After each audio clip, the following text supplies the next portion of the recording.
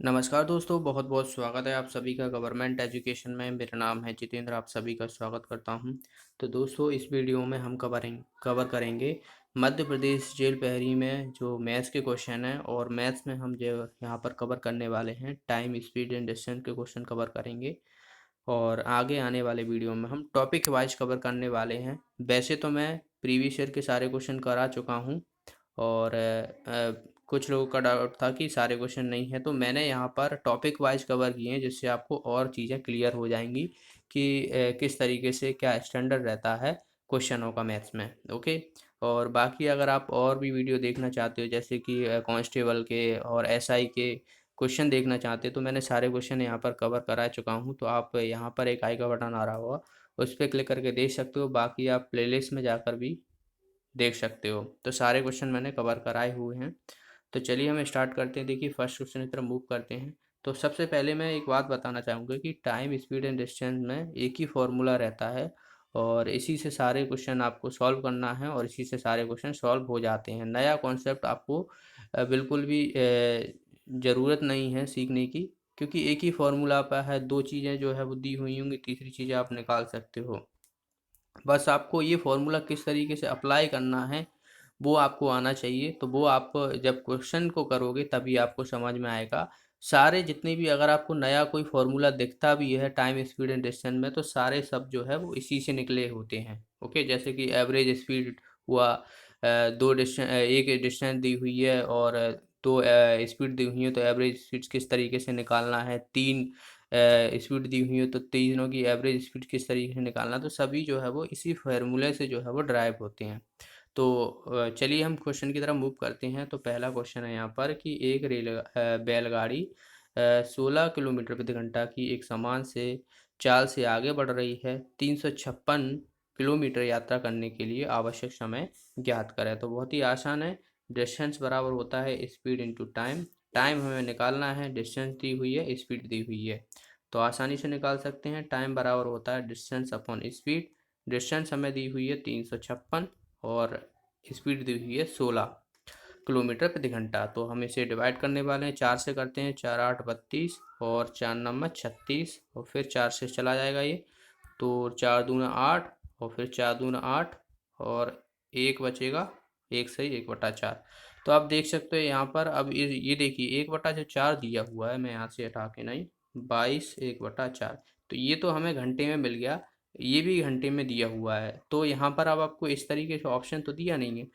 तो 1/4 को अगर आप मिनट में देखोगे ना, तो कितना होता है, तो हम 60 से जो है वो मल्टीप्लाई करते हैं। एक मिनट में जो है वह, एक घंटे में 60 मिनट होती हैं।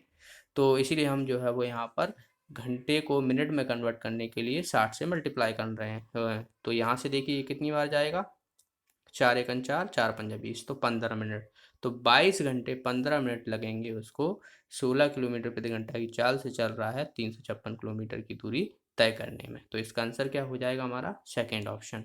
अगला क्वेश्चन की तरफ बढ़ते हैं। देखिए ये वाला क्या कहा गया है कि यदि एक व्हेल शार्क प्रति घंटे 5 किलोमीटर की चाल से तैरती है, तो वह 3 घंटे में कितनी दूरी तय करती है। तो बहुत ही आसान है। डिस्टेंस बराबर स्पीड इंटू टाइम।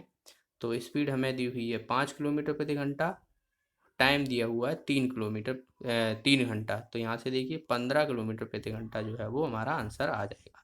तो इसका आंसर आ जाएगा थर्ड ऑप्शन। ओके। अगला क्वेश्चन की तरफ बढ़ते हैं। अगला क्वेश्चन है यहाँ पर, देखिए क्या कहा गया है इस क्वेश्चन में कि प्रीति अपनी यात्रा का शेष 40% पैदल और शेष बस यात्रा द्वारा तय करती है। यदि उसे 80 किलोमीटर की दूरी तय करनी है, तो उसके द्वारा बस से की गई यात्रा की दूरी ज्ञात करना है। तो टोटल जो दूरी दी हुई है हमें यहाँ पर 80 किलोमीटर दी हुई है। अब इसमें से क्या होता है कि वो 40% जो है वो पैदल चल रही थी, यानी इसकी 40% वो पैदल चल रही थी, और बची हुई जो दूरी है वो बस से चलती है। तो बची हुई दूरी कितनी, यानी 60% जो है वो बची हुई दूरी को तय करती है। अब हमें निकालना क्या है कि बस से की गई यात्रा। ओके। तो बस से हमें पता है कि उसने 60% जो है वो तय की हुई है।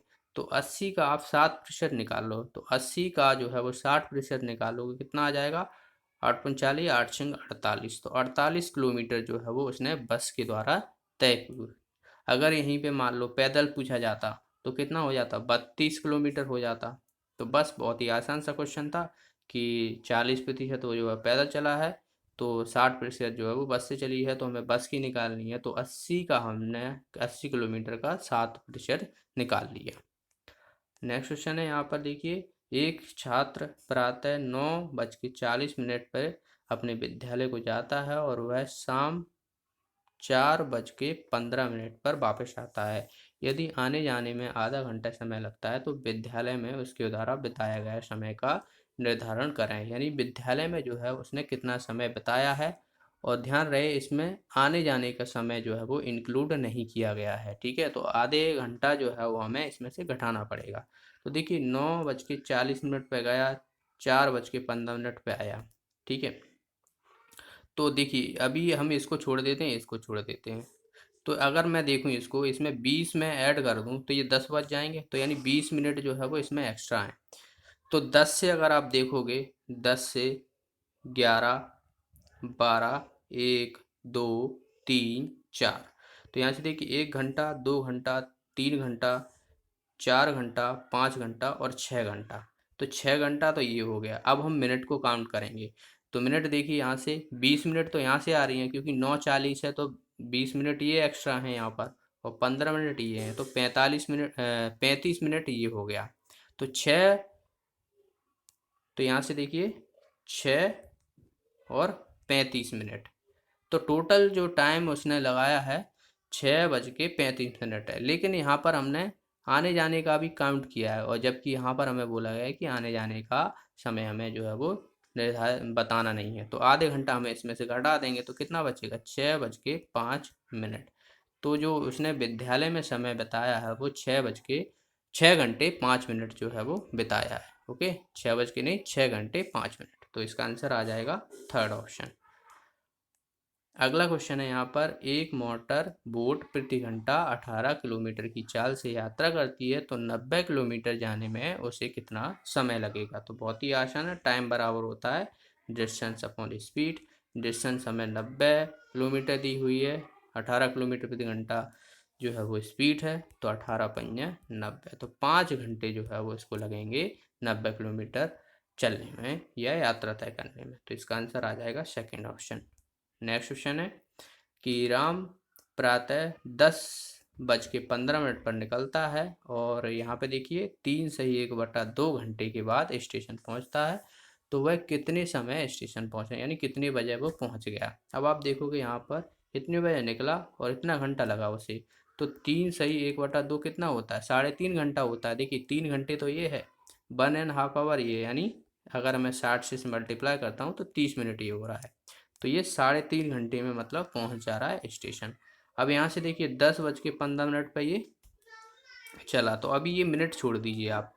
ठीक है, तो यहाँ से देखिए 10 से 3 करोगे, 3 घंटा जोड़ोगे उसमें, तो कितना हो जाएगा, 1 बज जाएगा कि नहीं बच जाएगा। 10 से 11, 12, 1, 3 घंटा, तो 1 बज गया। अब यहाँ से ये 15 मिनट ये हैं और 35 मिनट ये हैं, तो ये कितना हो जाएगा, 45 मिनट। तो यहाँ से ये कितना हो जाएगा हमारा, 1:45 जो है वो हमारा PM पे पहुंचेगा। तो इसका आंसर क्या हो जाएगा, थर्ड ऑप्शन हो जाएगा। तो इस तरीके से ये वाला क्वेश्चन करना था। चलिए अगला क्वेश्चन देखते हैं। नेक्स्ट क्वेश्चन है यहाँ पर, B की चाल A की चाल से अधिक है। A एवं B की कुल चाल 7 किलोमीटर प्रति घंटा है, तथा A के द्वारा 4 घंटा और B के द्वारा 3 घंटे में तय की गई कुल दूरी 24 किलोमीटर है। तो A और B की चाल हमें ज्ञात करनी है। तो देखिए वैसे तो अब आप देखोगे ना, तो इसमें बहुत ही आसान क्वेश्चन है, इतना बड़ा क्वेश्चन दिया हुआ है, तो थोड़ा आपको कन्फ्यूजन हो रहा है कि इसे कैसे करें। तो मैं आपको कॉन्सेप्ट बताता हूँ कि देखिए डिस्टेंस बराबर होता है स्पीड इनटू टाइम। अगर देखा जाए तो हम इसको इन्वर्सली प्रोपोर्शनल किसके है, तो मैं यहाँ पर स्पीड और टाइम लेता हूँ पहले। तो स्पीड इन्वर्सली प्रोपोर्शनल होता है टाइम के, या टाइम स्पीड के इन्वर्सली प्रोपोर्शनल होता है। तो यानी अगर टी को मैं इधर भी ले जा सकता हूँ और एस को मैं इधर ले जाता हूँ, तो दोनों ही जो है वो प्रोपोर्शनल होते हैं एक दूसरे के इन्वर्सली। तो यहाँ से देखिए, अब आप देखिए, तो ए को 4 घंटा और बी को 3 घंटा, तो स्पीड अगर निकालनी है तो जो टाइम दिया है उसका इन्वर्स करते हैं हम, जैसे कि अभी मैंने बताया था इन्वर्सली प्रोपोर्शनल होता है। तो 1/4 ये हो जाएगा, 1/3 ये हो जाएगा। तो यहाँ से देखिए अब इसको हम जो है वो फ्रैक्शन से हटा के नहीं नंबर में देखेंगे, तो 3:4 होना चाहिए। होना चाहिए कि नहीं होना चाहिए? तो यहाँ से अब आप देखिए, तो ए की तो 3 आ गई और बी की स्पीड जो है वो 4 आ गई।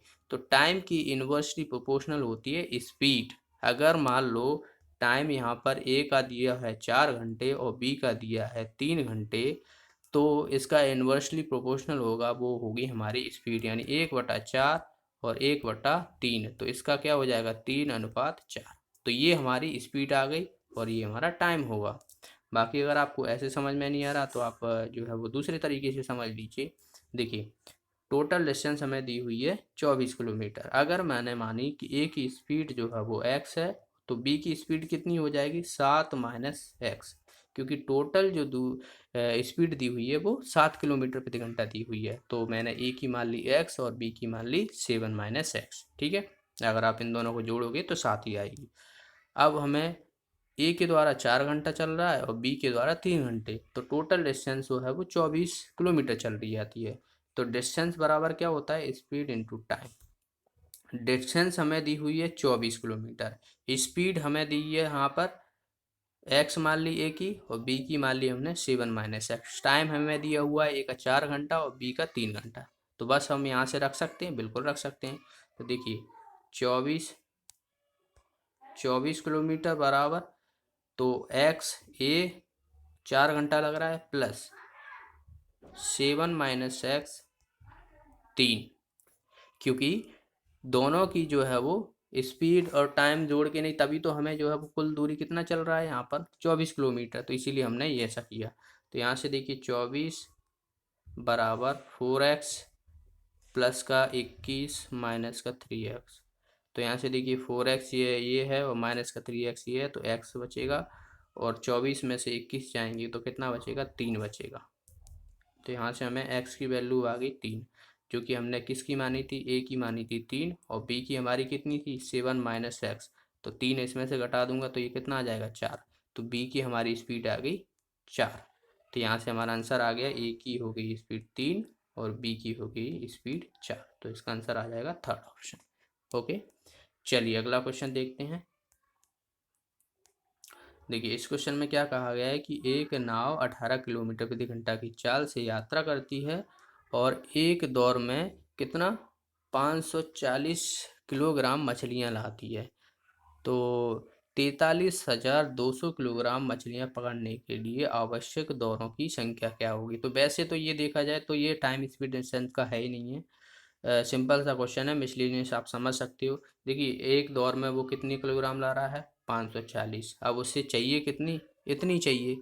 तो एक दौर में इतना ला रहा है, तो मैं इसमें अगर यहाँ पर 43,200 में 540 का डिवाइड कर दूंगा तो जितने भी दौर होंगे वो मुझे मिल जाएंगे, बिल्कुल मिल जाएंगे। क्योंकि एक दौर में तो इतना किलोग्राम ला रहा है, तो भाई इतना किलोग्राम जो है वो 43,200 किलोग्राम कितने दौर में लाएगा, तो इसीलिए हम इसका डिवाइड कर देंगे। तो यहाँ से देखिए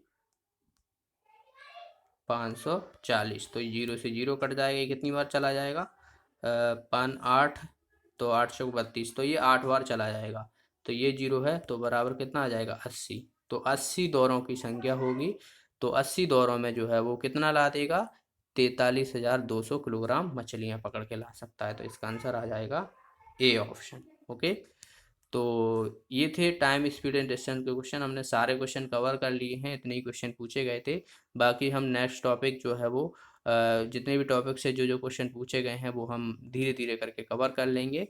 ओके, तो आज के इस वीडियो में इतना ही। वीडियो बेनिफिशियल लगा, आपको सारे क्वेश्चन समझ में आए, तो वीडियो को लाइक और अपने फ्रेंडों के साथ शेयर जरूर कर दिया करें। और जो भी साथी नए हैं चैनल को सब्सक्राइब कर लें, बेल आइकन पर प्रेस करें, जिसके माध्यम से आपको वीडियो का नोटिफिकेशन मिलता है। अगर आप कुछ पूछना चाहते हो तो कमेंट बॉक्स में ज़रूर पूछ सकते हो। तो मिलते हैं अगली वीडियो में। Thanks for watching the video, have a nice day.